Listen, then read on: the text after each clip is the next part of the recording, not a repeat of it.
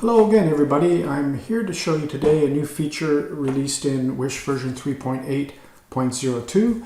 And what it does is it leverages the use of the staff memos. So remember, the staff memos are down here in this little green envelope. I'm going to come back to that in a moment. It starts here as administrator. You can log into the system parameter maintenance screen found under the admin functions menu right here. And if you open that up, you will click on the tab that says email. You need to configure this part of the software. Probably your IT professional will be able to help you discern what those settings should be. I've got mine in here. Of course, they won't work for you. And furthermore, I blanked part of this out on the screen because for security purposes. But once you've set up the email settings in this tab of System Parameter Maintenance, make sure that you save them and also test them. So if I click on the test button here, I will get a message back that says that the send is successful. You want to make sure that that is correct. If you can't get those settings correct, you want to blank these out and set them back to blank until you can sort out what the right settings are.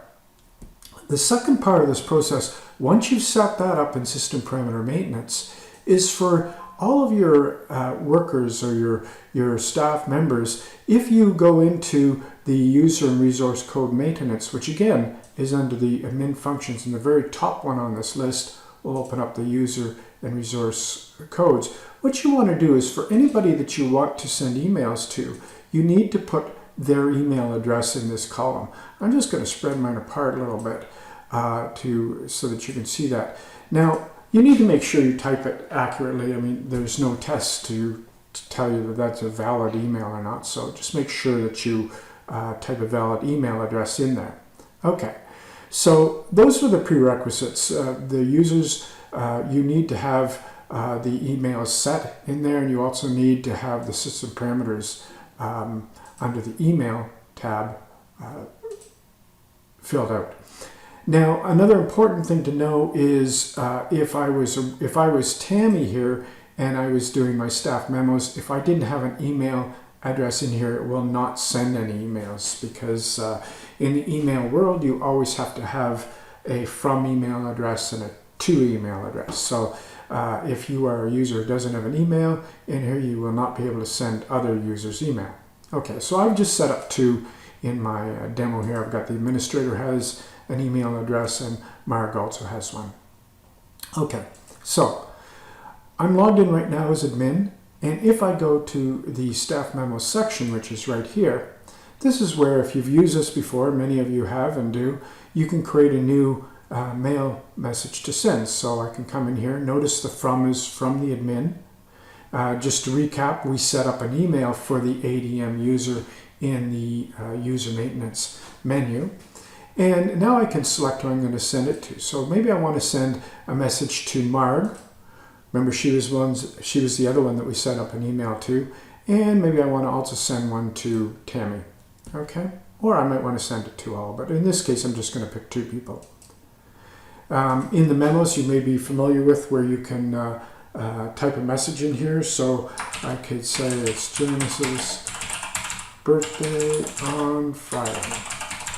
And then I can put a message. So let's have a birthday cake. Okay? Now, whatever the message is, obviously, more often than not, it's work related, but whatever. This is a message I want to send. And when I click on the send button right here, it will, as always, it will go into the inbox of those people. So, for example, if I were to log out as admin and log in as Marg,